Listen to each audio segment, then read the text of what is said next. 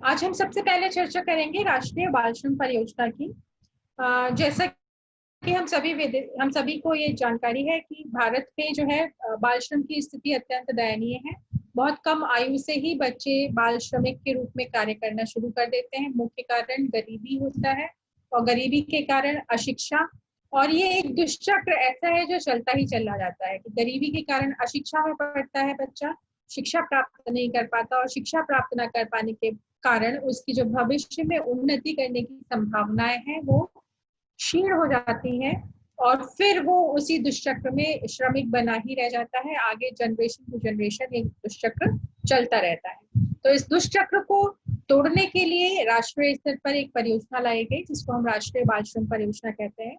क्योंकि आज जो बच्चे हमारे श्रमिक के रूप में कार्य कर रहे हैं, कल को वो उतना विकसित नहीं हो पाएंगे और जब उनका विकास नहीं होगा तो देश भी विकसित नहीं हो पाएगा। तो देश के विकास के लिए आवश्यक है कि ये बच्चे जो चाय बना रहे हैं, जो मोटर ठीक कर रहे हैं, जो मैकेनिक है, उन सबको कहाँ लेकर आया जाए? विद्यालय में लेकर आया जाए। स्लाइड दिख रही है? हेलो, हाँ। तो हम बात कर रहे थे उन बच्चों की जो रेस्टोरेंट्स में काम कर रहे हैं, जो मैकेनिक की दुकान पे काम कर रहे हैं, जो ऑटो पार्ट्स ठीक कर रहे हैं और भी कई तरीके के श्रमिक जहाँ पर श्रम की जरूरत पड़ती है वहाँ पर बाल श्रमिक के रूप में कार्य कर रहे हैं। इनको इस दुष्चक्र से, गरीबी और अशिक्षा के दुष्चक्र से बाहर निकालने के लिए राष्ट्रीय स्तर पर राष्ट्रीय बाल श्रम परियोजना लाई गई। बहुत सारे ऐसे कानून लाए गए जो कि बाल श्रमिकों के या बच्चों के जो अधिकार है, उनका पढ़ने का, शिक्षा का अधिकार है, उसको सुनिश्चित करने में सहायक हो सके। तो इन्हीं सब चीजों पे आज हम चर्चा करेंगे। मुख्य रूप से हम देखेंगे कि इसकी पृष्ठभूमि क्या है, ये कैसे और कब शुरू हुआ, इसका विकास कैसे हुआ है। भारत में बाल श्रम की स्थिति पर एक नजर दौड़ाएंगे जिससे हम समझ सकें कि भारत में बाल श्रम की स्थिति कितनी गंभीर है। इस बाल श्रम की स्थिति से बाहर निकलने के लिए राष्ट्रीय बाल श्रम परियोजना लाई गई और इस बाल श्रम परियोजना के उद्देश्य क्या है, इसके बारे में चर्चा करेंगे। और फिर हम बात करेंगे कि राष्ट्रीय बाल श्रम परियोजना के अंतर्गत क्या क्या स्टेप्स उठाए जाते हैं, क्या क्या प्रावधान है। इन राष्ट्रीय बाल श्रम परियोजना से डायरेक्टली लिंक नहीं है, लेकिन कुछ ऐसे कार्यक्रम हैं जो कि सीधे सीधे बाल श्रमिकों की समस्या से या बाल श्रम की समस्या से संबंधित हैं। उन कार्यक्रमों की बात करेंगे हम। 3 ऐसे कार्यक्रमों की चर्चा यहाँ पे की जाएगी। उसके बाद हम बात करेंगे 2 इंटरनेशनल ट्रीटीज हैं जो भारत ने साइन की हैं, जिसको हम अंतर्राष्ट्रीय श्रम संगठन समझौता 138 और अंतर्राष्ट्रीय श्रम संगठन समझौता 182 के रूप में जानते हैं। इन अंतर्राष्ट्रीय ट्रीटीज की वजह से ही हम अपने देश में कुछ ऐसे कानून लेकर आए, कुछ ऐसी नीतियां लेकर आए जो कि इनके अकॉर्डिंग, जो इंटरनेशनल लेबर ऑर्गेनाइजेशन, अंतरराष्ट्रीय श्रम संगठन है, उसकी नीतियों के अनुरूप हो सके। फिर फाइनली हम देखेंगे कि इन सारे स्टेप्स का प्रभाव क्या पड़ा है। इसमें 3 चीजें जो खास तौर से मैं कहना चाहूंगी कि सबसे पहले हमें वो प्रोविजन देखने होंगे जो कि बाल श्रम को निषेध करते हैं और शिक्षा के अधिकार को सुनिश्चित करते हैं, जो कॉन्स्टिट्यूशनल प्रोविजंस हैं। उसके अलावा ये इंटरनेशनल लेबर ऑर्गेनाइजेशन के जो ट्रीटीज हैं उसकी बात करेंगे और फिर भारत सरकार की जो नीतियां हैं उसकी बात करेंगे। तो इन सब की बात इसलिए करेंगे क्योंकि ये सारी चीजें जो है वो बाल श्रमिकों को बाहर निकालने के लिए चलाई जा रही हैं। पृष्ठभूमि की बात करें तो सबसे पहले ये आज की समस्या नहीं है, आजादी से बहुत पहले से बच्चे जो है वो श्रमिक के रूप में कार्य कर रहे हैं। आजादी के बाद सबसे पहले 1979 में एक स्टेप उठाया गया नेशनल लेवल पर और एक समिति गठित की जिसको हम गुरुपाद स्वामी समिति के नाम से जानते हैं। ये 1979 में गठित की गई और इस समिति का कार्य ये था कि वो बाल मजदूरी की समस्या और उससे बाहर निकलने के लिए, उससे निजात दिलाने के लिए उपाय सुझाएगी। इस समिति ने जो भारत में बाल श्रमिक हैं उनकी स्थिति का विस्तार से अध्ययन किया, उनकी समस्याओं को समझा और जो खतरनाक क्षेत्र है वहां पर जब बच्चों को उन्होंने काम करते हुए देखा तो उनकी अनुशंसा ये थी कि बाल श्रम से हम बच नहीं सकते क्योंकि भारत एक गरीब देश है और उस समय गरीबी की स्थिति और भी विकट थी, समस्या विकट थी। तो भूखमरी की समस्या से बेहतर है कि बच्चे कुछ काम करें, लेकिन उन्हें खतरनाक क्षेत्रों में बाल मजदूरी करने के लिए प्रतिबंधित किया जाना चाहिए। यानी वो ऐसा कोई काम ना करें, श्रम करें परंतु ऐसा श्रम ना करें जिससे उनकी जान को अथवा उनके मानसिक और शारीरिक विकास में बाधा पहुंचती हो। तो खतरनाक क्षेत्रों में बाल मजदूरी को प्रतिबंधित करने का जो सबसे पहला सिफारिश की गई है, रिकमेंडेशन आई है, वो गुरुपाद स्वामी समिति की आई है और 1979 में आई है। 1979 की जो इनकी रिकमेंडेशंस है, उन्हीं के आधार पर बाल मजदूरी प्रतिबंध एवं विनियमन अधिनियम 1986 लागू किया गया। यानी इन सिफारिशों को कानूनी जामा पहनाने के लिए 1986 में हमने बाल मजदूरी प्रतिबंध एवं विनियमन अधिनियम को लागू किया। इसमें जैसा कि गुरुपाद स्वामी समिति की रिपोर्ट में कहा गया था कि जो खतरनाक व्यवसाय हैं उनमें बच्चों के रोजगार पर रोक लगाई जाए। तो इस कानून के द्वारा हमने ऐसा ही किया और जो भी खतरनाक कार्य है उसमें बच्चों को रोजगार देने पर रोक लगाई। 1986 में जब ये कानून बना तो उसी के आधार पर 1987 में हमने राष्ट्रीय स्तर पर अपनी बाल मजदूरी की या बाल श्रम की नीति तैयार की। फिर उसके बाद अंतर्राष्ट्रीय बाल श्रम उन्मूलन कार्यक्रम का एक सहमति पत्र जो हमने साइन किया 1992 में किया। ये भी इंटरनेशनल लेवल पे हमने किया था। 1992 में जब हमने अंतर्राष्ट्रीय बाल श्रम उन्मूलन कार्यक्रम इस ट्रीटी पर साइन किए तो उसके बाद जो हमारे यहाँ श्रम मंत्रालय है और शिक्षा विभाग है, उन लोगों ने एक परियोजना की शुरुआत की जिसको हम राष्ट्रीय बाल श्रम परियोजना के नाम से जानते हैं। और इस राष्ट्रीय बाल श्रम परियोजना में जो टेक्निकल सपोर्ट हमने लिया वो यूएसए की टीम से लिया। तो इसका डेवलपमेंट अगर हम देखें तो 1979 में गुरुपाद स्वामी समिति आती है जिसकी रिकमेंडेशन पर 1986 में हम कानून बनाते हैं और 1987 में बाल श्रम नीति की घोषणा करते हैं और फाइनली 1992 में जब हम एक इंटरनेशनल ट्रीटी साइन करते हैं तब हम अपने मुख्य मुद्दा जिसके बारे में हमें बात करनी है, राष्ट्रीय बाल श्रम परियोजना की शुरुआत यहाँ से होती है और इसमें टेक्निकल सपोर्ट हम संयुक्त राज्य अमेरिका से लेते हैं। जो राष्ट्रीय बाल श्रम परियोजना राष्ट्रीय बाल श्रम नीति के अकॉर्डेंस में बनाई गई थी, ये एक प्रोजेक्ट के रूप में चलाई गई थी। इसमें जो मेन काम थे वो कुछ इस तरीके से थे। इनका उद्देश्य जो था वो ये था कि सबसे पहले तो हम उन उद्योगों को पहचान करें जहां पर बच्चों को काम करने से उनको खतरा होता है और ऐसे खतरे वाले जोखिम वाले कामों में कौन कौन से बच्चे इन्वॉल्व हैं उनको चिन्हित करें, उनको रिकॉग्नाइज करें। फिर जब हमने उनको एक बार रिकॉग्नाइज कर लिया कि यहाँ पर ये बच्चे काम कर रहे हैं, ये पता करने के बाद जो इसका नेक्स्ट स्टेप है वो ये है कि हम उन बच्चों को वहां से मुक्त करें। वहां पर इन उद्योगों में काम करने वाले बच्चे हों, किशोर या किशोरियां हों, उनको वहां से मुक्त करें। अब मुक्त करने से काम नहीं बन सकता क्योंकि ये बच्चे बेरोजगारी के चंगुल में फंसेंगे और इनके परिवारों को और इनको जो है काफी आर्थिक क्षति हो सकती है। तो उस आर्थिक क्षति को कंपनसेट करने के लिए क्या किया जाएगा कि इनको कुछ वोकेशनल ट्रेनिंग दी जाएगी जिससे कि उन खतरनाक कामों को करने की बजाय ये उस वोकेशन में एक्सेल कर सकें, उस वोकेशन में प्रगति कर सकें। तो जो मुक्त कराए गए बच्चे हैं उनको हम शिक्षा प्रदान करेंगे, जो औपचारिक शिक्षा है वो भी प्रदान करेंगे। उसके अलावा हम उनको व्यावसायिक प्रशिक्षण भी प्रदान कराएंगे।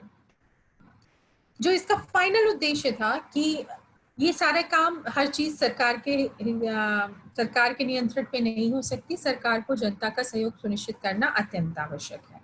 तो बाल श्रम के दुष्प्रभावों के प्रति समाज में जागरूकता उत्पन्न होना अति आवश्यक है। इसी को ध्यान में रखते हुए इसका जो आखिरी उद्देश्य हमने डिसाइड किया कि ये जो परियोजना है इसके अंतर्गत हम समाज में जागरूकता उत्पन्न करेंगे। एक बार फिर से देख लें। पहला उद्देश्य जोखिम वाले कार्य में लगे हुए किशोर किशोरियों और बच्चों की पहचान करेंगे। फिर दूसरा उद्देश्य उनको वहां से मुक्त कराएंगे। तीसरा उद्देश्य जिनको हमने मुक्त कराया है उनको हम शिक्षा प्रदान करेंगे और उसके साथ साथ उनको वोकेशनल ट्रेनिंग भी प्रदान करेंगे। उसके अलावा समाज में बाल श्रम के दुष्प्रभावों के प्रति जागरूकता उत्पन्न करेंगे। अब बात करते हैं कि जो राष्ट्रीय बाल श्रम नीति है जिसके अकॉर्डिंग्स में हमने ये राष्ट्रीय बाल श्रम परियोजना चलाई थी, उसके मुख्य घटक क्या हैं। तो जो राष्ट्रीय लेवल पे हमने बाल श्रम को हटाने के लिए जो नीति बनाई है, उसके हमने उसको 3 हिस्सों में बांट सकते हैं। एक तो हमने कानूनी कार्य योजना बनाई, दूसरा हमने जो उसका घटक कंपोनेंट कहें तो उसमें हम जो सामान्य जनरल डेवलपमेंट के प्रोग्राम्स हैं उन पे फोकस किया। तीसरा हमने कुछ प्रोजेक्ट चलाए, जैसे कुछ खास जगहों पे हमें एक पर्टिकुलर एरिया में प्रोजेक्ट बेस्ड काम कराए गए। तो एक लोकलाइज्ड एरिया में अगर हमने एक प्रोजेक्ट चलाया है तो उसको हमने परियोजना आधारित कार्य योजना के अंतर्गत सम्मिलित किया है। तो कानूनी कार्य योजनाओं के अंतर्गत अगर हम पहला घटक डिस्कस करें तो कानूनी जो कार्य योजनाएं हैं उसके अंतर्गत जो बाल श्रम से संबंधित कानूनी प्रावधान है उनका प्रभावी ढंग से और कठोरतापूर्ण क्रियान्वयन सुनिश्चित करना इसके अंतर्गत आता है। कानून बहुत सारे बने हैं, जैसे आप आर्टिकल 24 देख सकते, 21 देख सकते हैं। ये सारे कानून बने हैं, लेकिन इन कानूनों का खास तौर से जो बाल श्रम के लिए स्पेशली आर्टिकल 24 बना है कि आप खतरनाक कामों में बच्चों को नहीं यूज कर सकते, उनका कठोरतापूर्वक ढंग से क्रियान्वयन हो रहा है या नहीं हो रहा है, ये कानूनी कार्य योजना के अंतर्गत बाल श्रम नीति का एक घटक था। दूसरा जो काम था कि बहुत सारे ऐसे मिनिस्ट्रीज हैं, ऐसे डिपार्टमेंट हैं जो श्रमिकों के कल्याण के लिए काम कर रहे हैं। तो ये जो काम कर रहे हैं उन विकास कार्यक्रमों का बाल श्रमिकों द्वारा उपभोग किया जाए, इस चीज को सुनिश्चित करना। जैसे राष्ट्रीय बाल श्रम परियोजना के अंतर्गत ही हम कुछ सेंटर्स बनाते हैं जिन्हें राष्ट्रीय बाल श्रम परियोजना केंद्र कहते हैं, जहां पर हम बच्चों को शिक्षा और वोकेशनल ट्रेनिंग देते हैं। तो ये चीज हुई। इसके अलावा जो हमारा एक प्रोग्राम है कि कम से कम जो नेशनल रूरल हेल्थ मिशन है उसके द्वारा कुछ स्वास्थ्य सुविधाएं हैं वो हो गई। उसके अलावा एक है कि कम से कम कोई भी जो है जिसको हम कहते हैं हर व्यक्ति तक खाद्यान्न पहुंचना सुनिश्चित हो, ये भी एक योजना है। तो इन सारी योजनाओं का लाभ जो है वो इन बाल श्रमिकों को मिले, इस पर ध्यान देना इस नीति का दूसरा घटक है। और तीसरा है कि प्रोजेक्ट बेस पर एक पर्टिकुलर एरिया में या एक पर्टिकुलर इंडस्ट्री में प्रोजेक्ट बेस्ड हम कार्य योजना बनाए, टास्क बनाए और उस पर्टिकुलर क्षेत्र में कार्यरत बच्चों के लिए उस परियोजना के तहत कार्य करें, जिससे कि हम उसके लोकलाइज्ड आंसर और जैसे लोकलाइज्ड प्रॉब्लम की लोकलाइज्ड आंसर्स को तलाश कर सकें। तो राष्ट्रीय बाल श्रम नीति के ये 3 मुख्य घटक थे। पहला कानूनी कार्य योजना, दूसरा सामान्य विकास कार्यक्रम पर ध्यान देना और तीसरा प्रोजेक्ट बेस्ड काम करना, परियोजना आधारित काम करना। तो हमने पहले देखा कि राष्ट्रीय बाल श्रम नीति के बाल श्रम परियोजना के क्या उद्देश्य थे, फिर हमने देखा राष्ट्रीय बाल श्रम नीति के क्या घटक थे। अब हम एक दृष्टि इस बात पर डालते हैं कि ये जो 1979 में गुरुपाद स्वामी समिति की रिपोर्ट आई, उसके बाद तो हम काफी आगे बढ़ चुके हैं। भारत जो है वो काफी तरक्की कर चुका है, विकासशील देशों में अग्रणीय है और विकसित देशों में सम्मिलित होने को प्रयासरत है। उस स्थिति में क्या आज के समय में भी बाल श्रमिकों की स्थिति उतनी ही गंभीर है? तो 2011 की जो हमारे सेंसस है उसके हिसाब से देखा जाए तो 5 से 14 साल के जो कामकाजी बच्चे हैं वो 1 करोड़ हैं। यानी आज भी 5 साल की मासूम आयु से लेकर 14 वर्ष तक के बच्चे जो हैं, 1 करोड़ बच्चे जो हैं वो बाल श्रमिक के रूप में काम कर रहे हैं। दूसरी बात, इससे थोड़ा सा और आगे बढ़े, किशोर वय बच्चों की बात करें तो 15 से 18 वर्ष तक के बच्चे जो हैं 87 मिलियन कामकाजी बच्चे हैं। 87 का मतलब हुआ आपका 8 करोड़ 70 लाख। तो इतने बच्चे जो हैं और इतने किशोर जो हैं आज तक भारत में बाल श्रमिक के रूप में कार्यरत हैं। और एक खास इम्पोर्टेंट जो चीज निकल के आई कि जो बाल श्रमिकों की संख्या है उसका 80% जो है वो ग्रामीण क्षेत्रों में केंद्रित है। यानी ग्रामीण क्षेत्रों में बाल श्रम की प्रथा अधिक है। जो इंटरनेशनल लेबर ऑर्गेनाइजेशन, अंतर्राष्ट्रीय श्रम संगठन है, अंतर्राष्ट्रीय श्रम संगठन, इसके 2016 के आंकड़े बताते हैं कि दुनिया में 5 से 17 साल के बीच में जो बाल श्रमिकों की संख्या है वो 152 मिलियन है, जिनमें से 8 मिलियन बच्चे केवल भारत में हैं। तो एक बहुत बड़ा बाल श्रम का जो पार्ट है बाल श्रमिकों की जो संख्या है वो भारत में निवास करती है। यानी भारत में बाल श्रम की स्थिति अभी भी शोचनीय है और हमें इससे बाहर निकलने के लिए और स्टेप्स उठाने की आवश्यकता है।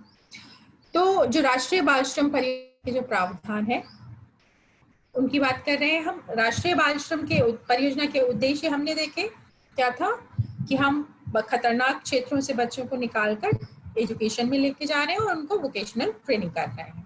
अच्छा, वोकेशनल ट्रेनिंग दे रहे हैं और क्या क्या सुविधाएं उनको प्रदान की जाती हैं इसकी बात हम करें कि तो सबसे पहले जो है 9 से 14 साल तक के जो बच्चे हैं, दो कैटेगरी में बांटा गया है बाल श्रमिकों को। एक तो 5 से 8 साल के जो बिल्कुल ही छोटे बच्चे हैं उनके लिए अलग अभियान है और प्रावधान है, और जो 9 से 14 साल तक के बच्चे हैं उनके लिए अलग प्रावधान है। जो 5 से 8 साल तक के बच्चे हैं उनको तो सीधे सीधे जो सर्व शिक्षा अभियान के स्कूल्स है की जो परियोजना है उसी के अंतर्गत विद्यालयों में दाखिला कराया जाता है और औपचारिक शिक्षा प्रणाली के साथ उनको जोड़ा जाता है।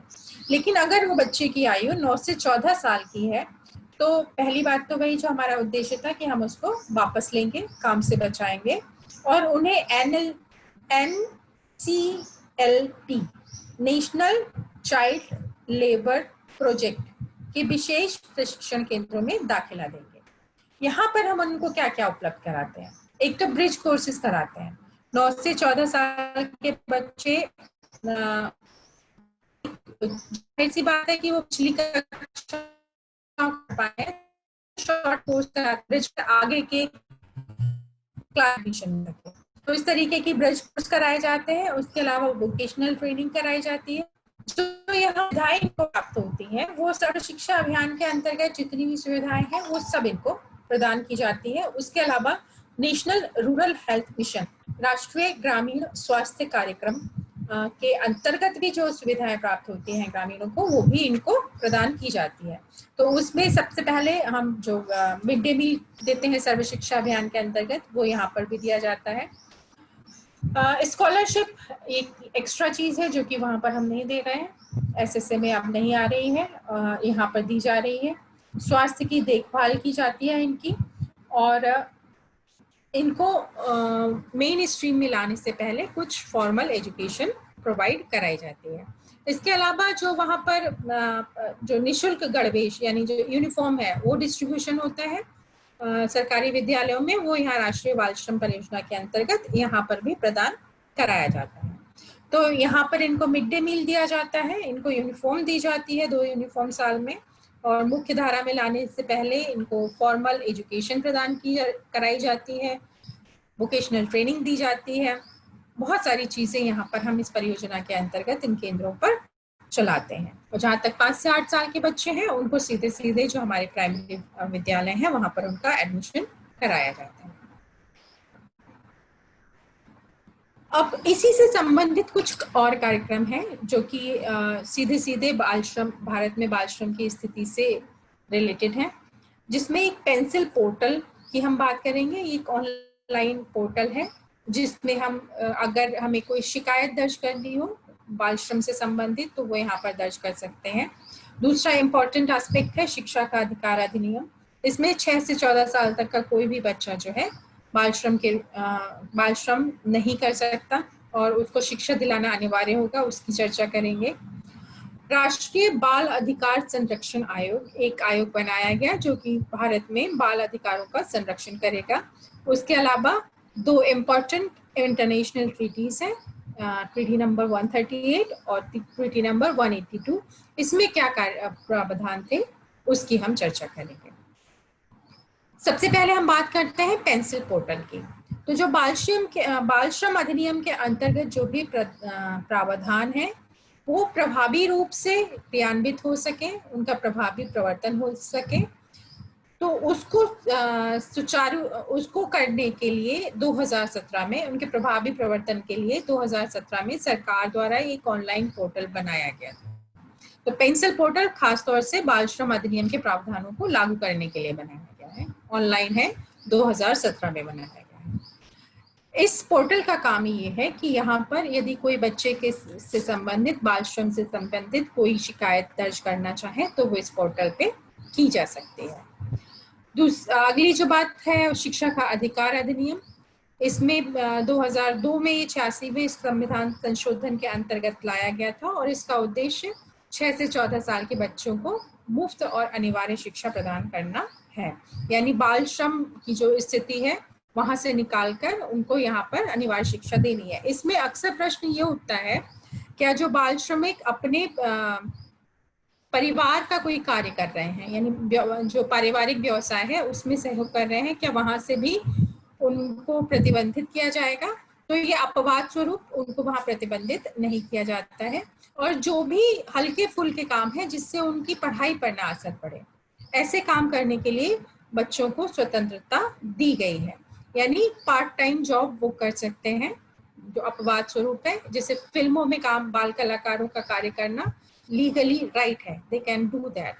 तो फिल्मों में काम करना, थिएटर में काम करना, या कोई पारिवारिक व्यवसाय में मदद करना, दुकान पे जैसे अगर पिताजी की दुकान है वहां बैठना, या कोई पारिवारिक व्यवसाय जैसे बुनकरी है, कोई बुनकर है तो उसमें माता पिता की मदद करना, जो पॉटरी से रिलेटेड है वहां पर थोड़ी बहुत मदद करना, इन सब चीजों को इस अधिनियम से मुक्ति है, ये लोग ये काम कर सकते हैं। पर शर्त यही है कि उसके वजह से बच्चे की शिक्षा प्रभावित ना हो। एक बहुत इम्पोर्टेंट आयोग का गठन जो है वो राष्ट्रीय स्तर पर किया गया, जिसका काम था कि राष्ट्रीय लेवल पर जो बाल अधिकार हैं उनको संरक्षण प्रदान करना। ये जो आयोग बना है ये महिला और बाल विकास मंत्रालय के अंतर्गत स्थापित किया गया और एक बहुत बड़ा स्टेप है कि पेंसिल पोर्टल पर जो भी शिकायतें एड्रेस करेगा वो राष्ट्रीय बाल अधिकार संरक्षण आयोग करेगा। यानी बेसिकली पूरे देश में बाल अधिकारों के संरक्षण का दायित्व तो किसके पास है? राष्ट्रीय बाल अधिकार संरक्षण आयोग के पास है। दो इंटरनेशनल ट्रीटीज की हम लगातार बात कर रहे हैं, 138 और 182। ये जो ट्रीटीज है ये बहुत पहले से आई थिंक 97 के आसपास ही इंटरनेशनल लेवल पर आ चुकी थी। यूनेस्को ने, इंटरनेशनल लेबर ऑर्गेनाइजेशन ने इन ट्रीटीज पे प्रस्तावित कर दिया था, कई देशों ने हस्ताक्षर भी कर दिए थे, लेकिन जून 2017 में भारत ने इस पर साइन किए हैं। जून 2017 से पहले भारत जो है वो इन समझौतों, इन कानूनों को मानने के लिए, इन नीतियों का पालन करने के लिए बाध्य नहीं था। तो जो ट्रीटी नंबर 138 है वो ये कहता है कि श्रम के लिए एक मिनिमम एज निर्धारित की जाए। यानी हर राष्ट्र जो है, जितने भी देश वहां पर सिग्नेटरी हैं, वो ये डिसाइड करेंगे कि इस आयु तक के बच्चे ही श्रम कर सकते हैं और इससे अगर कम आयु का बच्चा कोई श्रम कर रहा है तो उसको बाल श्रम के अंतर्गत ट्रीट किया जाएगा और उसके खिलाफ एक्शन लिया जाएगा। तो ILO के सम्मेलन नंबर 138 के तहत राज्यों से कहा गया कि वह एक न्यूनतम आयु निर्धारित करें जिसके तहत किसी को भी रोजगार या किसी भी व्यवसाय में काम करने के लिए भर्ती नहीं किया जाएगा, सिवाय हल्के काम और कलात्मक प्रदर्शन के। हल्के काम जैसे कि पहले भी हम चर्चा कर चुके हैं कि अपना पारिवारिक व्यवसाय से संबंधित कोई हल्का फुल्का काम हो, या मूवीज में, नाटक में, थिएटर में, खेलों में प्रदर्शन करने से संबंधित कोई काम हो, तो वहां पर ये अलाउड होगा। ये हमारा अंतर्राष्ट्रीय श्रम संगठन का समझौता 138 कहता है। अगला जो समझौता था अंतर्राष्ट्रीय श्रम संगठन समझौता 182, इस पर भी भारत ने जून 2017 में ही साइन किए हैं। और इसके अंतर्गत जो है, जहां पर पहले वाले समझौते में हम बाल श्रम की मिनिमम एज डिसाइड करते हैं, यहाँ पर हम उन कामों को चिन्हित करते हैं जो यूनेस्को के बाल अधिकारों के अंतर्गत एक क्लॉज पढ़ा होगा, जो सबसे पहली यूनिट में हमने चैप्टर में पढ़ा था कि यूनेस्को किन किन चीजों को बाल अधिकार के अंतर्गत लेता है।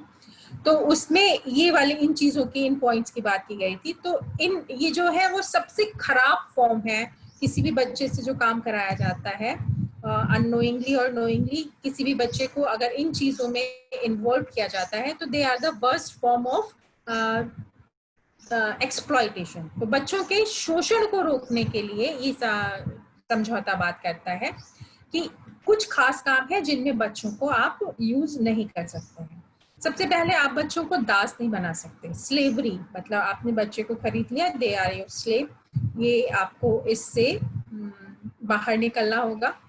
उसके अलावा मजबूरी वाला श्रम, कि अब बच्चे की इच्छा नहीं है, पेरेंट की इच्छा नहीं है, लेकिन उसको जबरदस्ती किसी श्रम संबंधी कार्य में लगाया जाए, या तस्करी जैसे कार्यों में संलग्न किया जाए, या सशस्त्र संघर्ष में बच्चों का उपयोग। जो अंतर्राष्ट्रीय स्तर पर बाल अधिकार है उसमें एक क्लॉज ये भी था कि सशस्त्र संघर्ष की स्थिति में, वॉर की स्थिति में, कोई भी देश अपने बच्चों को युद्ध लड़ने के लिए बाध्य नहीं कर सकता या युद्ध के समय उनका उपयोग नहीं कर सकता।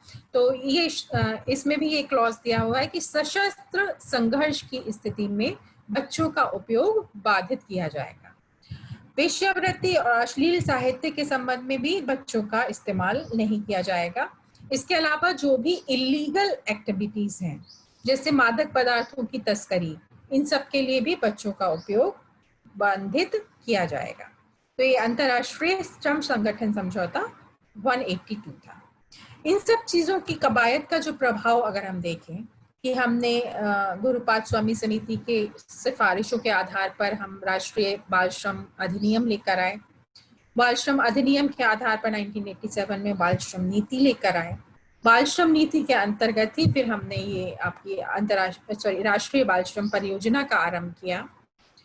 कुछ और भी अन्य कार्यक्रम जैसे पेंसिल पोर्टल, आपका बाल अधिकार संरक्षण अधिनियम, आपका राइट टू एजुकेशन, बाल अधिकार संरक्षण आयोग, इन सब का गठन किया। इंटरनेशनल ट्रीटीज पर जो हमने साइन किए उसका क्या प्रभाव पड़ा है उसकी हम चर्चा करेंगे। तो 2018 और 19 का जो लेटेस्ट डेटा है उसके हिसाब से राष्ट्रीय बाल श्रम परियोजना की जो स्कीम है उसके तहत 66,169 बाल श्रमिकों को बचाया गया और उन्हें पुनर्वासित करके मुख्य धारा में लाया गया। तो एक बहुत बड़ी अचीवमेंट है। हमने लगभग 70,000 बच्चों को ऑलमोस्ट बचा लिया। उसके अलावा अगर पिछले 3 साल की बात करें, 2018-19 से 3 साल पीछे चले जाएं, यानी 2016 से 2019 के बीच में 1,44,783 बाल श्रमिकों को बचाया गया और उनका पुनर्वास किया गया। तो जो हमारी नेशनल राष्ट्रीय बाल श्रम परियोजना है वो काफी प्रभावी सिद्ध हुई है। टोटल हमारा इतना ही था।